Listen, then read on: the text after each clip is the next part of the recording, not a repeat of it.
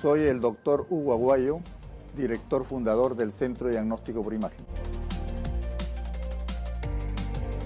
El Centro de Diagnóstico por Imágenes fue fundado hace 40 años.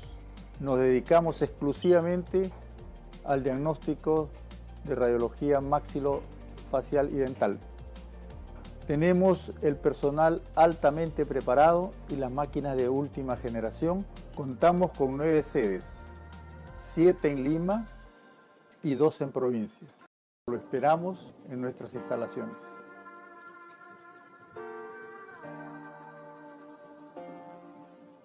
Muy buenos días, doctores. Bienvenidos nuevamente al ciclo de conferencias del Centro de Diagnóstico por Imágenes, donde vamos a hablar acerca de la evaluación imagenológica de las reabsorciones radiculares, donde vamos a poder conocer mediante casos en qué situaciones se pueden presentar este tipo de reabsorciones y qué características imagenológicas presenta, ¿sí?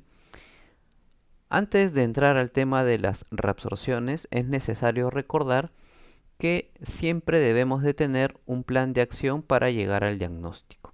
Esto involucra la sumatoria de la evaluación clínica, el estudio por imágenes y los exámenes complementarios. Y recordar que la evaluación clínica es un pilar fundamental para llegar al diagnóstico, ya que me permite tomar una decisión acerca de cuál es el estudio de imagen adecuado o ideal para mi paciente. Y en la suma de mi decisión más la interpretación de la imagen, voy a llegar al diagnóstico correcto del paciente para un adecuado plan de tratamiento. Ahora, cuando hablamos de reabsorciones radiculares, quizás lo primero que se me viene en mente es la asociación al tratamiento de ortodoncia, ya sea por un uso prolongado o ya sea por inducción de las fuerzas del movimiento propios del tratamiento. Pero hay que hacer primero, antes de cualquier tipo de evaluación imagenológica, vamos a hacer una pequeña introducción, ¿sí? Recordar que las reabsorciones radiculares son parte de las anomalías dentarias, los cuales son trastornos del desarrollo y crecimiento del órgano dental que van a dar como resultado una modificación, ya sea en el tamaño, la forma, el número, estructura y posición del diente en comparación con las demás piezas dentarias, ¿sí? Es importante recordar que estos cambios se van a dar a partir de la 6ª semana de vida intrauterina, a partir del 6º mes y a partir de los 6 años de edad, donde comienza el recambio por la dentición permanente. Y dentro de los 3 tipos que tenemos, las reabsorciones radiculares van a pertenecer al de las que son de tipo adquiridas. ¿Por qué? Porque estas entidades van a ser producidas después de la formación de los tejidos dentarios. Cuando hablamos que son producidas después de la formación de los tejidos dentarios, es que van a tener agentes causantes, agentes externos, que van a desencadenar este tipo de anomalías, ¿ok? Ahora, ¿por qué decimos que las reabsorciones radiculares es un reto en el diagnóstico? Partiendo, vamos a decir, de que la gran mayoría, por no decir todas, son consideradas hallazgos radiográficos. En la gran mayoría de situaciones no presentan ningún tipo de sintomatología. Ahora, la parte clínica es sumamente importante porque aquí nos va a permitir hacer cualquier tipo de inclusión o descarte de mi presunción diagnóstica. Por ejemplo, yo tengo aquí esta radiografía panorámica donde quizás me pueda llamar más la atención la imagen radiolúcida cervical mesial de gran tamaño, ¿no?, a nivel de la pieza 45. A primera instancia yo podría decir que se trate de una lesión cariosa, pero acá hay 2 aspectos importantes. Primero, para ese tamaño creo que ya debería haber una lesión apical, y segundo, la historia clínica no me refiere dolor al paciente, entonces se debe de tratar de otro tipo de lesión. Cuando hacemos la ampliación con radiografía periapical, observamos pues que esta imagen radiolúcida proviene a nivel de la región cervical mesial, ¿sí? Sin embargo, vemos bien la imagen a nivel del tercio cervical que las corticales del conducto radicular están conservadas. Esto quiere decir que el conducto está íntegro y no hay ningún tipo de compromiso pulpar. Eso se demuestra ya que no hay ningún tipo de lesión apical. Entonces, este tipo de lesiones, que obviamente es un tipo de reabsorción, vemos que tiene cierta diferencia en comparación de otro tipo de diagnóstico. Añadido a esto, vamos a ver que no solamente vemos una imagen radiolúcida a este nivel, sino también vemos un aplanamiento del contorno apical, también un proceso de reabsorción radicular externa. Pero las características clínicas, perdón, las características radiográficas las vamos a explicar más adelante. ¿Ok? Ahora, ¿por qué también consideramos que es un reto en el diagnóstico? Habíamos dicho que la gran mayoría aparece por hallazgo radiográfico. En este caso, tenemos dos piezas supernumerarias proyectadas a nivel apical de piezas anterosuperiores. En este caso, los ápices de estas piezas se encuentran totalmente íntegras. Pero ¿qué pasa cuando también encuentro piezas retenidas, en este caso las piezas 1.3 y 2.3, pero ya hay algún tipo de cambio en las piezas adyacentes, mejor dicho, algún tipo de repercusión en las piezas adyacentes? Hay un proceso aquí de reabsorción, ya que las piezas dentarias, al estar en una posición o tener una vía de erupción que no es la correcta, permite que estas piezas se desarrollen y tengan una fuerza de erupción involucrando las estructuras adyacentes. En este caso, ha habido compromiso de la porción radicular de las piezas anterosuperiores. En este primer caso era evidente, ¿verdad? Se ve que hay un proceso de reabsorción, una disminución en la longitud radicular. Pero en este caso no se observa eso. En este caso veo la pieza 1.1, la cual se encuentra en posición transversal, y la pieza 1.3, la cual presenta su corona, que se encuentra proyectada a nivel de pieza 1.2. Pero con esta simple imagen panorámica no puedo aseverar si hay algún tipo de cambio, algún tipo de repercusión de esa corona en esa pieza 1.2. Me apoyo con la tomografía y efectivamente veo que sí hay un proceso de reabsorción radicular por la presencia de la relación de contacto de la corona de la pieza 1.3 con la pieza 1.2. Y en otra situación en las cuales hay una pieza retenida de por medio, pero con esta simple imagen panorámica yo no sé si puede haber algún tipo de cambio en la estructura de las piezas. Veo, por ejemplo, en este caso había una pieza supernumeraria mesiodens, la cual está siendo reabsorbida por la corona de la pieza 1.1, ¿ven? A nivel de la tabla, a nivel de la superficie vestibular. La misma manera para el nivel apical de la pieza 1.2. Entonces, todos estos datos, los cuales uno encuentra ya sea ampliando el estudio, ¿no?, o teniendo otro tipo de imagen para poder evaluar, son las que pueden aparecer este tipo de reabsorciones. Otro caso es cuando hay una lesión patológica, ¿sí? De acuerdo al tipo, o digámoslo así, al tipo de crecimiento, a la fisiología de este tipo de lesión, ocasiona que haya compromiso en estructuras dentarias adyacentes. En este caso, no solamente vemos el desplazamiento de la pieza 48, sino también vemos que hay un compromiso a nivel apical de la pieza 47, un proceso de reabsorción radicular. Quiere decir que esta lesión tuvo compromiso a nivel del periodonto, a nivel de la lámina dura y está comprometiendo la parte del cemento. ¿Ok? Entonces, ¿cuáles son las causas de este tipo de reabsorciones? Hemos visto aquí varios casos de diferentes causas. Hemos visto por tratamiento ortodóntico, hemos visto por lesiones tumorales o quísticas, ¿no?, lesión patológicas, hemos visto por dientes impactados, pero también vamos a tener que hay causantes por traumatismos, ¿okay? No solamente vamos a ver una obliteración de la cámara y el conducto, sino también vamos a ver proceso de reabsorciones, ¿ok? O también por algún tipo de sustancia o también por algún tipo de procedimiento que al final pueda tener una complicación de algún tipo de reabsorción radicular. Ya que conocemos las causas aparentes de las reabsorciones radiculares, también debemos de conocer los tipos de reabsorciones. Tenemos una reabsorción por superficie, que es considerada fisiológica. Luego tenemos una reabsorción por reemplazo y anquilosis, en donde las lesiones del ligamento periodontal que producen necrosis de las células del ligamento no logra la reparación. Entonces el hueso ocupa el espacio del ligamento periodontal y empieza a formarse una unión como una especie de mimetización entre el diente y el hueso. A este proceso o esta unión de mimetización entre diente y hueso se va a denominar anquilosis, ¿sí? Entonces, esto sucede habitualmente como resultado de lesiones traumáticas, por ejemplo, abulsión dentaria, una luxación lateral o una fractura de la tabla ósea y también una luxación intrusiva, ¿no? Este tipo de reabsorciones por reemplazo o anquilosis están más relacionadas a lo que es los traumatismos, que también vamos a ver un ejemplo de ello.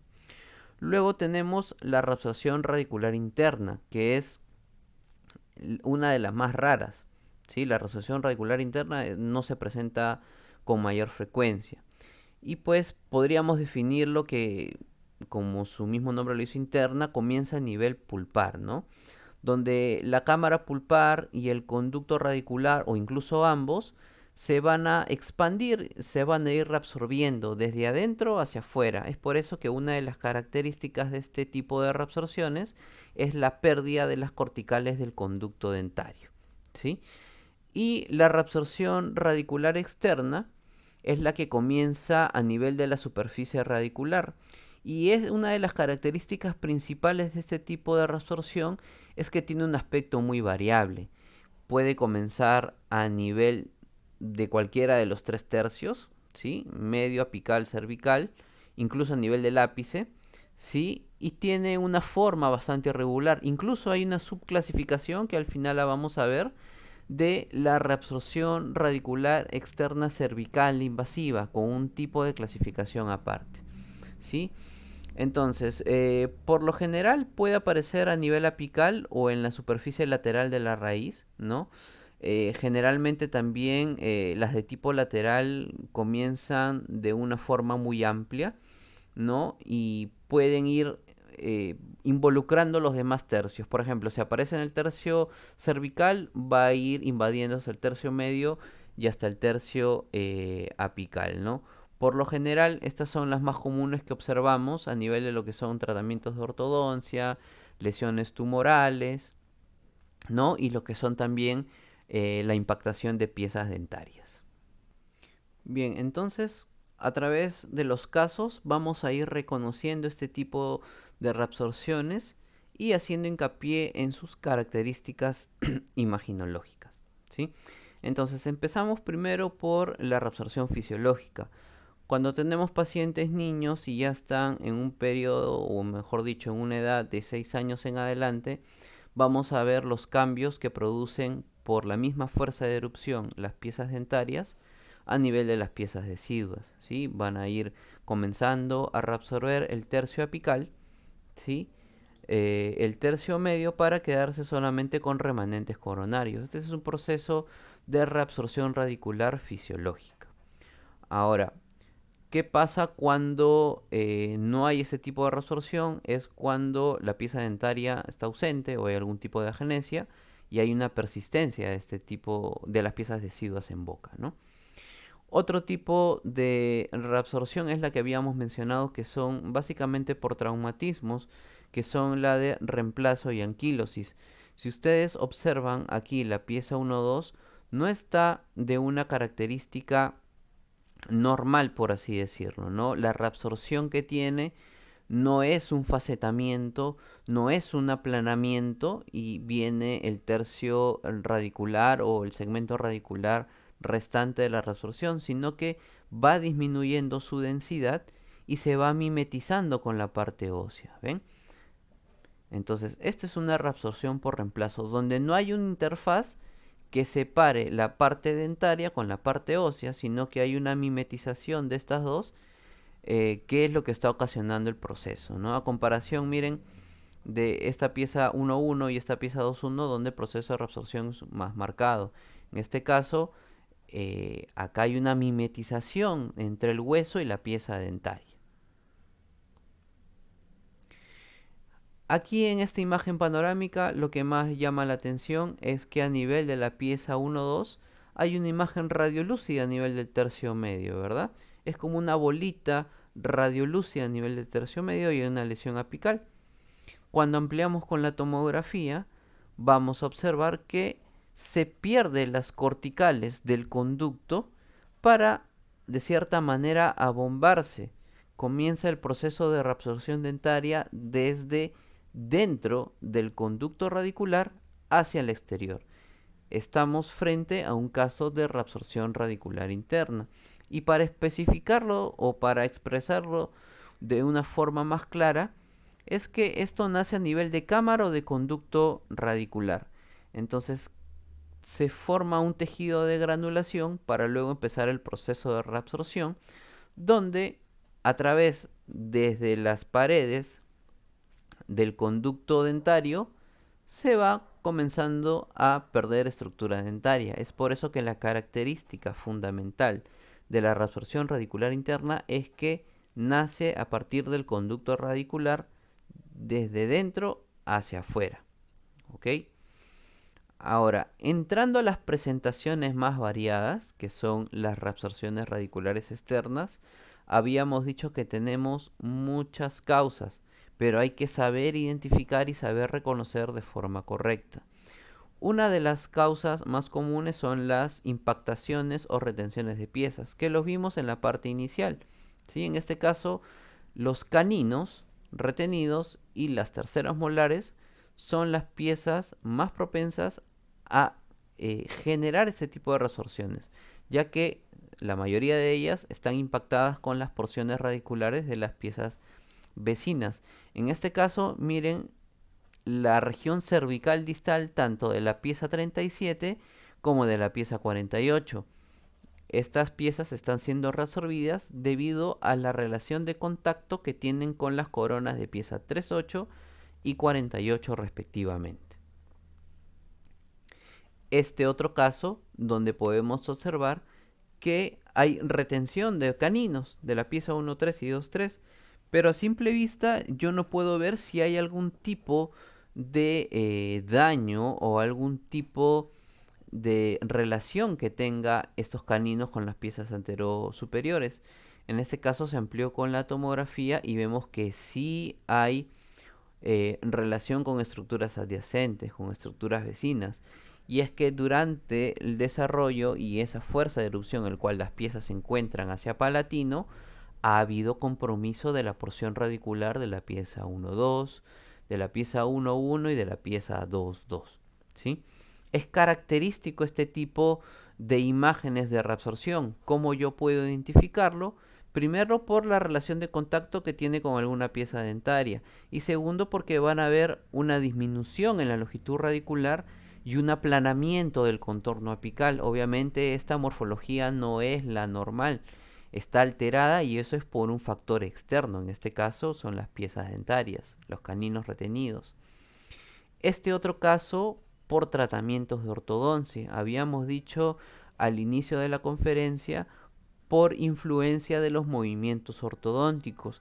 Y hemos visto casos acá en el Centro de Diagnóstico por Imágenes que no solamente hay compromiso del tercio apical, sino algunas veces hay hasta remanentes coronarios producto de los tratamientos de ortodoncia.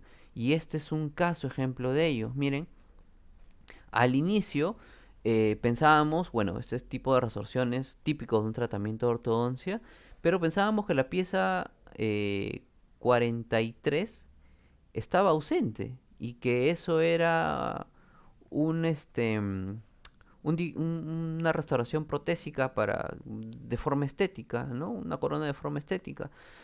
Pero cuando hicimos la tomografía, nos dimos con la sorpresa, pues, que primero corroboramos, ¿no? La disminución de la longitud radicular y el aplanamiento del contorno apical en las piezas antero superiores, no solamente la influencia que tiene este tipo de tratamientos a lo que es la pieza dentaria, sino el adelgazamiento de tablas. Y en la parte inferior también, miren, más del tercio medio, ¿no? Tercio medio y un filo de cuchillo, este tipo de reabsorciones. Pero cuando vimos la anatomía de lo que quedaba de la pieza 33 y 43, grande fue nuestra sorpresa que solamente era un remanente coronario. Entonces, este tipo de reabsorciones son muchas veces bastante marcadas por los tratamientos de ortodoncia. Es por eso que al inicio decimos, cuando uno piensa en reabsorciones radiculares, quizás lo asocia a un tratamiento de ortodoncia. Y muchas veces pasa esto, ¿sí? Pasa esto. Otro tipo de agente causal es lo que también vimos al inicio, las lesiones tumorales, las lesiones quísticas, ¿no? Llega tanto el crecimiento de esta lesión que no solamente involucra las tablas óseas, sino también hay repercusión a nivel de las piezas dentarias.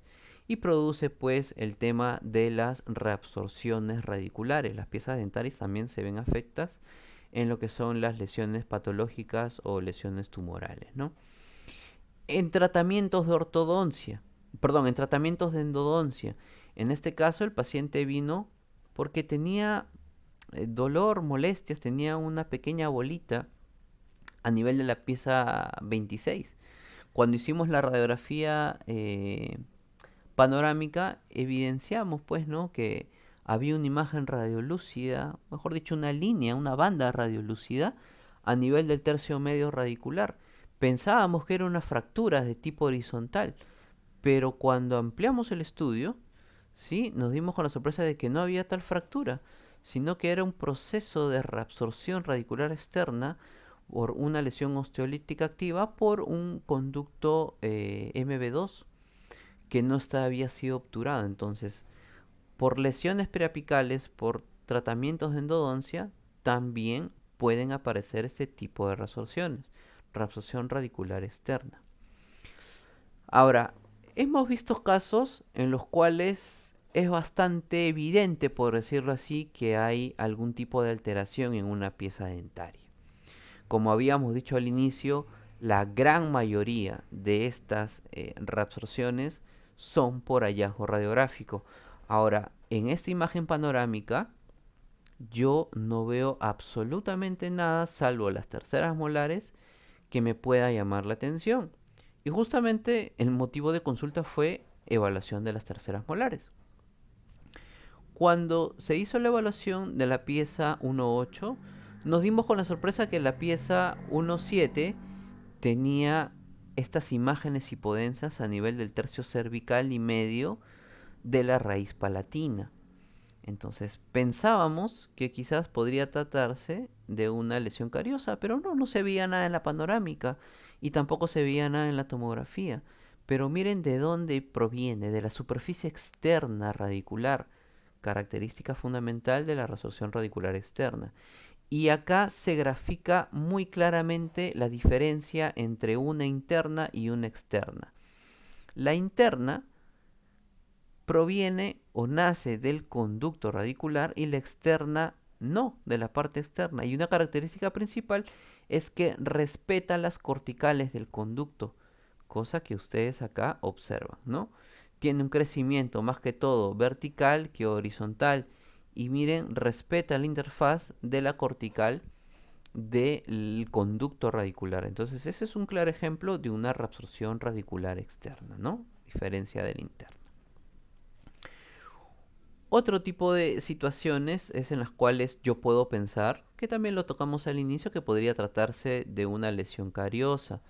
Y aquí, por ejemplo, en la pieza 41, si bien es cierto, no era el motivo principal, el paciente dentro del diagnóstico general que quería realizarse decía, me gustaría saber por qué mi pieza 4.1, o sea, no lo dijo mi pieza 4.1, pero sí me gustaría saber por qué mi incisivo, mi diente inferior, tiene una tonalidad negra, se está poniendo negro. Entonces, al momento de observar la radiografía, podríamos pensar que se trate de una lesión cariosa, pero no, para ese tamaño de imagen o de lesión, o de pérdida, digámoslo así, no hay ningún tipo de lesión periapical. el paciente tampoco presenta sintomatología. Entonces, al momento de evaluar, nos damos con la sorpresa de que ese es un proceso de reabsorción radicular externa que nació a nivel cervical. Habíamos dicho que las reabsorciones radiculares externas nacen de la parte externa, pero hay una en particular que nace a nivel cervical y de ahí va hacia la zona más apical. Hablamos de un subtipo que es la reabsorción radicular cervical invasiva, ¿ok? Que aquí la vamos a representar de mejor manera, ¿ok? En este caso, yo observo la pieza 2.1 y podría pensar que tengo lesiones cariosas a nivel de cervical mesial y cervical distal, ¿no? El paciente no presenta ningún tipo de sintomatología y se decide hacer el estudio por tomografía. Y al momento de realizar la tomografía pensábamos que se tratara de una fractura, pero no es una línea marcada, no es continua, no es única, sino tiene varios aspectos moteados, varias irregularidades en las cuales nacen a nivel cervical. Y como ustedes ven en la imagen, no solamente se limita en la región cervical, sino está yéndose hacia la parte del tercio medio y daría la impresión de que estuviera comprometiendo el conducto radicular, pero todavía no. Ven acá en esta vista axial, todavía el conducto está siendo conservado. ¿Ok? Esto, de acuerdo al corte, poco a poco y con la cronicidad va a ir comprometiendo más estructura, ¿sí? A primera instancia, a nivel cervical y medio va a respetar las corticales del conducto, pero a nivel del tercio apical ya no, y es lo que se conoce como un patrón de patas de araña. Para yo poder identificar una resorción regular externa de una cervical invasiva es por el patrón de patas de araña, que es lo que se clasifica acá. Hay una clasificación de Hettersay. ¿Por qué hablo de esta clasificación? Porque me ayuda a poder diferenciar de otro tipo de lesiones. Por ejemplo, la clase 1, yo puedo pensar que puede ser una lesión cariosa cervical. No llega a conducto y presenta la misma imagen típica. Una clase 2 ya podría ir alternando mis diagnósticos entre una lesión cariosa, pero ya debería tener sintomatología, y una reabsorción radicular cervical invasiva. Pero la clase 3 y la clase 4 ya tienen un patrón, una imagen muy distinta, ¿verdad? Vean cómo que a nivel cervical no solamente involucra la parte coronaria, sino también se va hacia la longitud de la raíz. Y lo que yo refiero a patrón de patas de araña es porque a nivel del tercio medio respeta todo lo que es el conducto radicular y va teniendo como ramificaciones de reabsorción a los costados hacia la parte externa, dando el patrón como si fuese patas de araña, que es lo que se observa a este nivel, ¿no? Entonces, doctores, vean qué tan amplio es el tema de las reabsorciones radiculares y los invitamos a que puedan visitar nuestra página web donde quincenalmente subimos un caso nuevo y aquí también van a poder observar más casos acerca de las reabsorciones radiculares, ¿sí? Ha sido un gusto y ya nos estaremos viendo en otra conferencia. Que tengan muy buenas tardes.